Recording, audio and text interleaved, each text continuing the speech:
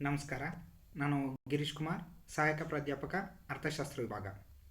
ಇವತ್ತು ನಾವು ಮೈಸೂರು ವಿಶ್ವವಿದ್ಯಾನಿಲಯದ BA ಪ್ರಥಮ ಸೆಮಿಸ್ಟರ್ನ ಅರ್ಥಶಾಸ್ತ್ರದ ಪತ್ರಿಕೆಯಾದಂತಹ ಭಾರತದ ಅರ್ಥವ್ಯವಸ್ಥೆ, ಈ ಪತ್ರಿಕೆಯಲ್ಲಿ ನಾವು ಬಡತನಕ್ಕೆ ಕಾರಣಗಳು ಪರಿಕಲ್ಪನೆಯ ಕುರಿತಾಗಿ ಅಧ್ಯಯನವನ್ನು ಮಾಡೋಣ. ಕಳೆದ ತರಗತಿಯಲ್ಲಿ ನಾವು ಬಡತನ ಅಂದ್ರೇನು, ಬಡತನದ ರೇಖೆ ಅಂದ್ರೇನು, ಭಾರತದಲ್ಲಿ ಯಾವ ರೀತಿ ಬಡತನವನ್ನು ಅಂದಾಜು ಮಾಡಲಾಗುತ್ತೆ, ಹಾಗೆ ಬಡತನದ ಪ್ರಮಾಣ ಎಷ್ಟಿದೆ ಅಂತ ಹೇಳಿ ತಿಳ್ಕೊಂಡಿದ್ವಿ.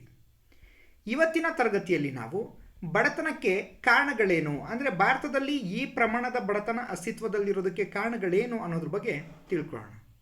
ಅದರಲ್ಲಿ ಮೊದಲನೆಯದಾಗಿ ತೀವ್ರಗತಿಯ ಜನಸಂಖ್ಯೆ ಬೆಳವಣಿಗೆ. ಭಾರತದಲ್ಲಿರುವಂತಹ ತೀವ್ರಗತಿಯ ಜನಸಂಖ್ಯೆಯ ಬೆಳವಣಿಗೆಯಿಂದ ಭಾರತ ಇನ್ನೂ ಕೂಡ ಬಡ ರಾಷ್ಟ್ರವಾಗಿಯೇ ಉಳಿದಿರೋದನ್ನು ನಾವು ಕಾಣ್ಬೋದಾಗಿದೆ ಅಂತ.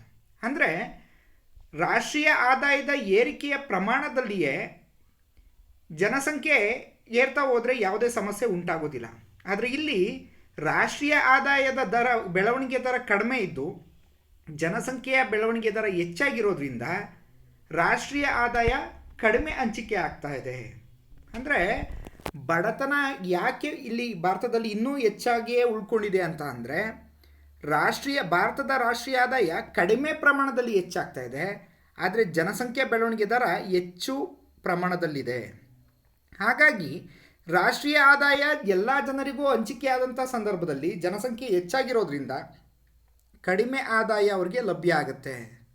ನಾವು ಇನ್ನೊಂದು ಅರ್ಥದಲ್ಲಿ ನೋಡೋದಾದರೆ, ಜನಸಂಖ್ಯೆ ಹೆಚ್ಚಾದಂಗೆ ಅವರ ತಲಾದಾಯ ಕಡಿಮೆ ಆಗ್ತಾ ಹೋಗುತ್ತೆ. ಯಾಕೆಂದರೆ ತಲಾದಾಯವನ್ನು ಕಂಡುಹಿಡಿಯೋದು ಹೇಗಪ್ಪ ಅಂತಂದರೆ, ನಾವು ಒಟ್ಟು ರಾಷ್ಟ್ರೀಯ ಆದಾಯವನ್ನು ಆ ದೇಶದ ಒಟ್ಟು ಜನಸಂಖ್ಯೆಯಿಂದ ಭಾಗಿಸ್ತೀವಿ. ರಾಷ್ಟ್ರೀಯ ಆದಾಯ ಹೆಚ್ಚಾಗಿದ್ದು ಜನಸಂಖ್ಯೆ ಕಡಿಮೆ ಇದ್ದರೆ ತಲಾದಾಯ ಹೆಚ್ಚಾಗಿರುತ್ತೆ.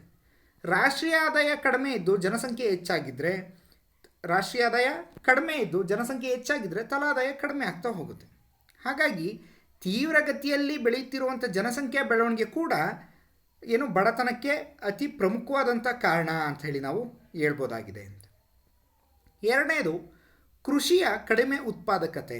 ಅಂದರೆ ಕೃಷಿ ಕ್ಷೇತ್ರದಲ್ಲಿರುವಂತಹ ಕಡಿಮೆ ಉತ್ಪಾದಕತೆ ಅಂತ ಅಂದರೆ ಉತ್ಪಾದನೆಯನ್ನು ಮಾಡುವಂತಹ ಸಾಮರ್ಥ್ಯ ಕಡಿಮೆ ಇರೋದರಿಂದ ಭಾರತದಲ್ಲಿ ಬಡತನ ಹೆಚ್ಚಾಗಿರೋದನ್ನು ನಾವು ಕಾಣ್ಬೋದು. ಸ್ವಾತಂತ್ರ್ಯ ಬಂದ ಇಷ್ಟು ವರ್ಷಗಳಾದರೂ ಕೂಡ ಭಾರತದ ಅತಿ ಹೆಚ್ಚು ಜನರ ಪ್ರಮುಖ ಕಸುಬು ಅಂದರೆ 50% ಜನರ ಪ್ರಮುಖ ಕಸುಬು ಕೃಷಿಯಾಗಿರೋದನ್ನು ನಾವು ಗಮನಿಸ್ಬೋದಾಗಿದೆ ಅಂತ. ಈ ಕೃಷಿ ಕ್ಷೇತ್ರದಲ್ಲಿರುವಂತಹ ಕಡಿಮೆ ಇಳುವರಿ, ಕಡಿಮೆ ಆದಾಯದ ಪರಿಣಾಮವಾಗಿ, ಕಡಿಮೆ ಉತ್ಪಾದಕತೆಯ ಪರಿಣಾಮವಾಗಿ ಭಾರತದಲ್ಲಿ ಬಡತನ ತಾಂಡವಾಡ್ತಿರೋದನ್ನು ನಾವು ಕಾಣ್ಬೋದು. ನಾವು ಕೈಗಾರಿಕಾ ಕ್ಷೇತ್ರ, ವ್ಯಾಪಾರ ವಾಣಿಜ್ಯ ಕ್ಷೇತ್ರವನ್ನು ನೋಡಿಕೊಂಡಾಗ ಅಲ್ಲಿ ಉತ್ಪಾದಕತೆ ಅಥವಾ ಲಾಭದ ಪ್ರಮಾಣ ಹೆಚ್ಚಾಗಿರುತ್ತೆ. ಆದರೆ ಭಾರತದಲ್ಲಿ ಇನ್ನೂ ಕೂಡ ಬಹುಸಂಖ್ಯೆಯ ಜನರು ಕೃಷಿಯನ್ನೇ ತಮ್ಮ ಮೂಲ ಕಸುಬಾಗಿ ಹೊಂದಿರೋದ್ರಿಂದ ಅವರ ಆದಾಯ ಕಡಿಮೆ ಇರೋದರಿಂದ ಬಡತನ ಹೆಚ್ಚಾಗಿರೋದನ್ನ ನಾವು ಕಾಣ್ಬೋದಾಗಿದೆ. ಮೂರನೇದಾಗಿ ಸಂಪನ್ಮೂಲಗಳ ಅಪೂರ್ಣ ಬಳಕೆ. ಭಾರತ ಬಡ ಜನರಿಂದ ಕೂಡಿರುವ ಶ್ರೀಮಂತ ರಾಷ್ಟ್ರ ಅಂತ ಹೇಳಿ ಕರಿತೀವಿ ಭಾರತವನ್ನು. ಯಾಕಂದರೆ ಜನರು ಬಡವರಾಗಿರ್ಬೋದು, ಆದರೆ ಭಾರತದಲ್ಲಿ ನೈಸರ್ಗಿಕ ಸಂಪನ್ಮೂಲಗಳು ಹೇರಳವಾಗಿದ್ದಾವೆ, ಅವುಗಳನ್ನ ಸರಿಯಾದ ರೀತಿಯಲ್ಲಿ ನಾವು ಉಪಯೋಗಿಸ್ಕೊಳ್ತಾ ಇಲ್ಲ ಅನ್ನುವಂಥ ಒಂದು ಕೊರಗು ಇದೆ ಅಂತ. ಸಂಪನ್ಮೂಲಗಳನ್ನ ಸರಿಯಾದ ರೀತಿಯಲ್ಲಿ ಸರಿಯಾದ ತಂತ್ರಜ್ಞಾನವನ್ನು ಬಳಕೆ ಮಾಡಿಕೊಂಡು ಸರಿಯಾದ ಬಂಡವಾಳವನ್ನು ಹೂಡಿಕೆ ಮಾಡೋದ್ರ ಮೂಲಕ ಬಳಕೆಯನ್ನು ಮಾಡಿಕೊಂಡ್ರೆ ಯಾವುದೇ ಬಡತನ ಇಲ್ಲದಿರೋ ರೀತಿ ಬಡತನವನ್ನು ಸಂಪೂರ್ಣವಾಗಿ ನಿವಾರಣೆಯನ್ನು ಮಾಡಿ ನಮ್ಮ ದೇಶವನ್ನು ಅಭಿವೃದ್ಧಿ ಹೊಂದಿದಂಥ ದೇಶದ ಸಾಲಿನಲ್ಲಿ ನಿಲ್ಲಿಸ್ಬೋದಾಗಿರುತ್ತೆ. ಆದರೆ ಸಂಪನ್ಮೂಲಗಳ ಅಪರಿಪೂರ್ಣ ಬಳಕೆ ಇದರಿಂದಾಗಿ ಏನಾಗುತ್ತೆ, ನಾವು ಹೂಡಿಕೆಯ ಪ್ರಮಾಣ ಕಡಿಮೆ ಆಗ್ತಾ ಇದೆ.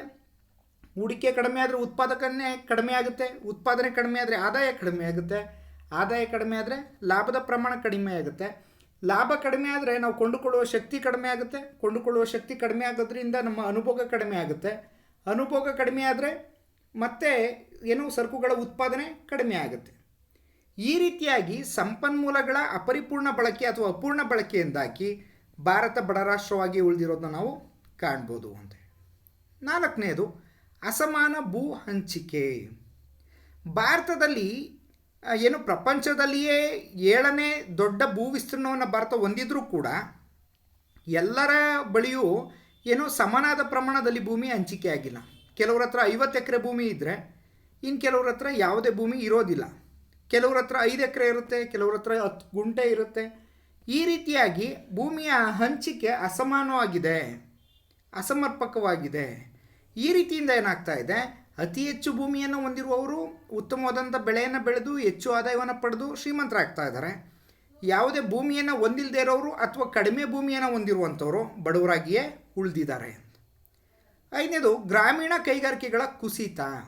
ಇದು ಬಡತನದ ಹೆಚ್ಚಳಕ್ಕೆ ಅತಿ ಪ್ರಮುಖವಾದಂಥ ಕಾರಣ ಆಗ್ತಾ ಇದೆ ಅಂತ. ಯಾಕಂದರೆ ನಗರ ಪ್ರದೇಶಗಳಲ್ಲಿ ದೊಡ್ಡ ದೊಡ್ಡ ಕೈಗಾರಿಕೆಗಳು ಅಥವಾ ಬೃಹತ್ ಕೈಗಾರಿಕೆಗಳು ತಲೆ ಎತ್ತಿದಂಗೆ ಗ್ರಾಮೀಣ ಭಾಗದಲ್ಲಿದ್ದಂತಹ ಗುಡಿ ಕೈಗಾರಿಕೆಗಳು ಅಥವಾ ಕರಕುಶಲ ಕೈಗಾರಿಕೆಗಳು ಏನಾಗ್ತಾ ಇದ್ದಾವೆ, ಮುಚ್ಚಿ ಹೋಗ್ತಾ ಇದ್ದಾವೆ ಅಥವಾ ನಶಿಸಿ ಹೋಗ್ತಾ ಇದ್ದಾವೆ. ಇಂತಹ ಗುಡಿ ಕೈಗಾರಿಕೆಗಳು ಅಥವಾ ಕರಕುಶಲ ಕೈಗಾರಿಕೆಗಳು ನಶಿಸಿ ಹೋಗ್ತಾ ಇರೋದ್ರಿಂದ ಗ್ರಾಮೀಣ ಭಾಗದ ಜನರ ಆದಾಯ ಏನಾಗ್ತಾ ಇದೆ, ಕಡಿಮೆ ಆಗ್ತಾ ಇದೆ ಅಂತ. ಗ್ರಾಮೀಣ ಭಾಗದಲ್ಲಿ ಕೇವಲ ಕೃಷಿಯನ್ನೇ ಅವಲಂಬಿಸ್ಕೊಂಡಿದ್ರೆ ಅವರ ಆದಾಯ ಕಡಿಮೆ ಇತ್ತು. ಅದ್ರ ಜೊತೆಗೆ ಅವ್ರು ಏನು ಮಾಡ್ತಾಯಿದ್ರು, ಕರಕುಶಲ ಕೈಗಾರಿಕೆ ಅಥವಾ ಗುಡಿ ಕೈಗಾರಿಕೆಗಳನ್ನ ಅವಲಂಬಿಸ್ಕೊಂಡಿದ್ರು. ಆದರೆ ಬೃಹತ್ ಕೈಗಾರಿಕೆಗಳ ಉಗಮದ ಕಾರಣದಿಂದಾಗಿ ಅಥವಾ ಅವುಗಳು ಹೆಚ್ಚಾಗಿ ಬೆಳೀತಾ ಇರೋದ್ರಿಂದ ಗ್ರಾಮೀಣ ಭಾಗದ ಕೈಗಾರಿಕೆಗಳು ನಾಶ ಆಗ್ತಾ ಇದ್ದಾವೆ. ಇದರಿಂದ ಗ್ರಾಮೀಣ ಪ್ರದೇಶದ ಜನರ ಆದಾಯ ಕಡಿಮೆ ಆಗ್ತಾ ಇದೆ ಅಂತ ಹೇಳಿ. ನೆಕ್ಸ್ಟು ಶ್ರಮದ ಅಚಲನೆ. ಶ್ರಮದ ಅಚಲನೆ ಅಂತ ಅಂದರೆ ಒಂದು ಕಡೆಯಿಂದ ಶ್ರಮ ಒಂದು ಕಡೆಯಿಂದ ಮತ್ತೊಂದು ಕಡೆಗೆ ಚಲನೆಯನ್ನು ಹೊಂದದಿರುವಂಥ ಸ್ಥಿತಿ. ಭಾರತದಲ್ಲಿ ಬಹುಪಾಲು ಜನರು ಕೆಲಸವನ್ನು ಅರಸಿಕೊಂಡು ಬೇರೆ ಕಡೆಗೆ ಹೋಗೋದಕ್ಕೆ ಇಷ್ಟಪಡೋದಿಲ್ಲ. ಅವರು ತಾವು ಇರುವಲ್ಲಿಯೇ ಕೆಲಸವನ್ನು ನಿರ್ವಹಿಸೋದಕ್ಕೆ ಹೆಚ್ಚು ಇಷ್ಟವನ್ನು ಪಡ್ತಾರೆ. ಹಾಗಾಗಿ ಇರುವ ಪ್ರದೇಶದಲ್ಲಿಯೇ ಜನಸಂಖ್ಯೆ ಹೆಚ್ಚಾಗಿರೋದ್ರಿಂದ ಅಥವಾ ಉದ್ಯೋಗಾವಕಾಶಗಳು ಕಡಿಮೆ ಇರೋದ್ರಿಂದ ಅವ್ರಿಗೆ ಯಾವುದೇ ಉದ್ಯೋಗ ಲಭ್ಯ ಆಗೋದಿಲ್ಲ, ಅಥವಾ ಲಭ್ಯ ಆದರೂ ಕೂಡ ಅದರಿಂದ ಬರುವಂಥ ಆದಾಯದ ಪ್ರಮಾಣ ಕಡಿಮೆ ಇರುತ್ತೆ. ಯಾಕೆಂದರೆ ಇರುವ ಪ್ರದೇಶದಲ್ಲಿಯೇ ಸಾಕಷ್ಟು ಜನರು ಅಥವಾ ಶ್ರಮಿಕರು ಕಡಿಮೆ ಕೂಲಿಗೆ ಸಿಗ್ತಾ ಇದ್ದಾಗ ಯಾರು ಕೂಡ ಹೆಚ್ಚಿನ ಕೂಲಿಯನ್ನು ನೀಡೋದಕ್ಕೆ ಇಷ್ಟಪಡೋದಿಲ್ಲ. ಅದೇ ಹೆಚ್ಚು ಕೈಗಾರಿಕೆಗಳು ಸ್ಥಾಪನೆಯಾಗಿರುವಂಥ ಪ್ರದೇಶಗಳಿಗೆ ಶ್ರಮ ಚಲನೆಯನ್ನು ಹೊಂದಿದ್ರೆ ಅಲ್ಲಿ ಅವ್ರಿಗೆ ಹೆಚ್ಚಿನ ಸಂಪಾದನೆ ಲಭ್ಯ ಆಗುತ್ತೆ. ಆದರೆ ಈ ಶ್ರಮದ ಅಚಲನೆ ಇರೋದರಿಂದ ಭಾರತದಲ್ಲಿ ಬಡತನ ಇನ್ನೂ ಉಳ್ಕೊಂಡಿರೋದನ್ನು ನಾವು ಕಾಣ್ಬೋದಾಗಿದೆ ಅಂತ. 7ನೇದಾಗಿ ಉದ್ಯೋಗಾವಕಾಶಗಳ ಕೊರತೆ. ಉದ್ಯೋಗಾವಕಾಶಗಳು ಲಭ್ಯ ಇಲ್ಲದೆ ಇರೋದು ಭಾರತದಲ್ಲಿ ಬಡತನಕ್ಕೆ ಒಂದು ಪ್ರಮುಖವಾದಂಥ ಕಾರಣ. ಅಂದರೆ ಈ ನಿರುದ್ಯೋಗ ಮತ್ತು ಬಡತನ ಅನ್ನುವಂಥದ್ದು ಒಂದೇ ನಾಣ್ಯದ 2 ಮುಖಗಳು ಅಂತೇಳಿ ಕರಿತೀವಿ. ಅಂದರೆ ಯಾಕೆ ನಾವು ಬಡವರಾಗಿದ್ದೀವಿ ಅಂದರೆ ನಮಗೇನು ಕೆಲಸ ಇಲ್ಲ ಅಂತ.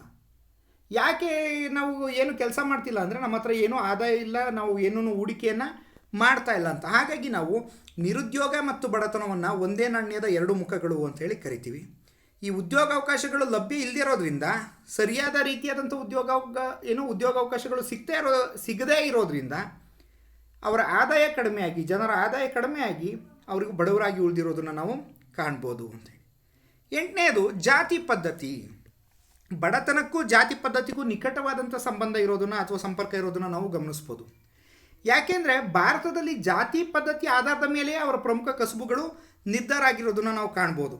ಇಂಥ ಜಾತಿಯವರೇ ಈ ಕೆಲಸವನ್ನು ಮಾಡಬೇಕು, ಈ ಜಾತಿಯವರು ಈ ಕೆಲಸವನ್ನು ಮಾಡಬಾರ್ದು ಅಂಥೇಳಿ ರಿಸ್ಟ್ರಿಕ್ಟ್ ನಾವು ಮಾಡಿ ಕೂರಿಸ್ಬಿಟ್ಟಿದ್ದೀವಿ. ಇದರಿಂದಾಗಿ ಏನಾಗುತ್ತೆ, ಒಬ್ಬ ಬ್ರಾಹ್ಮಣ ಕೆಳಮಟ್ಟದ ಕೆಲಸಗಳನ್ನ ಮಾಡಬಾರ್ದು ಅಥವಾ ಒಬ್ಬ ಕೆಳಜಾತಿಯವನು ಮೇಲ್ಮಟ್ಟದ ಕೆಲಸಗಳನ್ನ ಮಾಡಬಾರ್ದು. ಈ ರೀತಿಯಾದಂತಹ ತೊಡಕುಗಳು ನಾವು ಜಾತಿ ಪದ್ಧತಿ ಅಥವಾ ವರ್ಣಾಶ್ರಮದಲ್ಲಿ ನೋಡ್ತಾ ಹೋಗ್ತೀವಿ.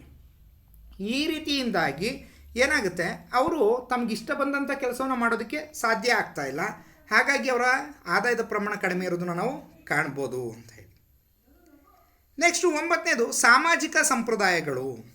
ಸಾಮಾಜಿಕ ಸಂಪ್ರದಾಯಗಳು ಬಡತನಕ್ಕೆ ಭಾರತದಲ್ಲಿ ಹೇಗೆ ಕಾರಣ ಆಗ್ತಾ ಇದ್ದಾವೆ ಅಂತಂದರೆ, ಈಗ ಒಬ್ಬ ರೈತ ಇಡೀ ತನ್ನ ಜೀವಮಾನವೆಲ್ಲ ಕಷ್ಟಪಟ್ಟು ದುಡಿದಂಥ ಆದಾಯವನ್ನು ಅಥವಾ ಒಬ್ಬ ವ್ಯಕ್ತಿ ಇಡೀ ಜೀವನದಲ್ಲಿ ತಾನು ಕಷ್ಟಪಟ್ಟು ದುಡಿದಂಥ ಆದಾಯವನ್ನೆಲ್ಲ ತನ್ನ ಮಕ್ಕಳ ಮದುವೆಗೆ ಖರ್ಚು ಮಾಡಿ ಮತ್ತೂ ಸಾಲವನ್ನು ಮಾಡೋದನ್ನು ನಾವು ಗಮನಿಸ್ಬೋದು.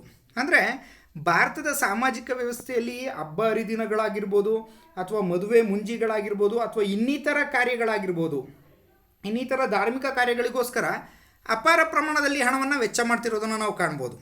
ಹಾಗಾಗಿ ಅವರು ದುಡ್ದ ಹಣವನ್ನೆಲ್ಲ ಈ ರೀತಿಯಾದಂಥ ಸಾಮಾಜಿಕ ಸಂಪ್ರದಾಯಗಳಿಗೆ ಖರ್ಚು ಮಾಡ್ತಾ ಹೋದರೆ ಅವರ ಬಳಿ ಯಾವುದೇ ಮತ್ತೆ ಅವರ ದುಡಿಮೆಯ ಮೂಲವಾಗಿ ಹಣ ಇರೋದಿಲ್ಲ. ಹೀಗಾಗಿ ಅವರು ಬಡವರಾಗಿ ಉಳಿತಾ ಇರೋದನ್ನು ನಾವು ಕಾಣ್ಬೋದಾಗಿರುತ್ತೆ ಅಂತ. ನೆಕ್ಸ್ಟು ಬಂಡವಾಳದ ಕೊರತೆ. ಹಣವನ್ನು ದುಡಿಯೋದಕ್ಕೆ ಹಣವೇ ಬೇಕು ಅನ್ನುವಂಥ ಒಂದು ಮಾತಿದೆ. ಅಂದರೆ ಹಣವನ್ನು ಸಂಪಾದನೆ ಮಾಡೋದಕ್ಕೆ ಹಣವನ್ನೇ ಹಾಕಬೇಕು. ನಾವು ಹೇಗೆ ರಾಗಿಯನ್ನು ಬೆಳೆಯನ್ನು ಬೆಳೀಲಿಕ್ಕೆ ರಾಗಿಯನ್ನೇ ಹಾಕಬೇಕು, ಭತ್ತವನ್ನು ಬೆಳೀಲಿಕ್ಕೆ ಭತ್ತವನ್ನೇ ನಾಟಿ ಮಾಡಬೇಕು. ಹಾಗೆ ಹಣವನ್ನು ಸಂಪಾದನೆ ಮಾಡೋದಕ್ಕೆ ನಾವು ಹಣವನ್ನೇ ಹೂಡಿಕೆಯನ್ನು ಮಾಡಬೇಕಾಗತ್ತೆ. ಆದರೆ ಭಾರತದಲ್ಲಿ ಬಂಡವಾಳದ ಕೊರತೆ ಇರೋದ್ರಿಂದ ಏನು ಹೂಡಿಕೆಗಳು ಹೆಚ್ಚಾಗ್ತಾ ಇಲ್ಲ. ಹೂಡಿಕೆ ಆಗ್ತಾ ಇಲ್ಲ ಅಂದರೆ ಉದ್ಯೋಗಾವಕಾಶಗಳು ಲಭ್ಯ ಆಗ್ತಾ ಇಲ್ಲ. ಉದ್ಯೋಗಾವಕಾಶಗಳು ಲಭ್ಯ ಇಲ್ಲ ಅಂತಂದರೆ ಅವರಿಗೆ ಆದಾಯ ಲಭ್ಯ ಆಗ್ತಾ ಇಲ್ಲ. ಆದಾಯ ಲಭ್ಯ ಆಗದೇ ಇರೋದ್ರಿಂದ ಅವರು ಬಡವರಾಗಿ ಉಳಿದಿರೋದನ್ನು ನಾವು ಕಾಣ್ಬೋದಾಗಿರುತ್ತೆ. ಇಷ್ಟು ಭಾರತದಲ್ಲಿ ಬಡತನಕ್ಕೆ ಕಾರಣಗಳು ಅಂತ ಹೇಳಿ. ಧನ್ಯವಾದಗಳು.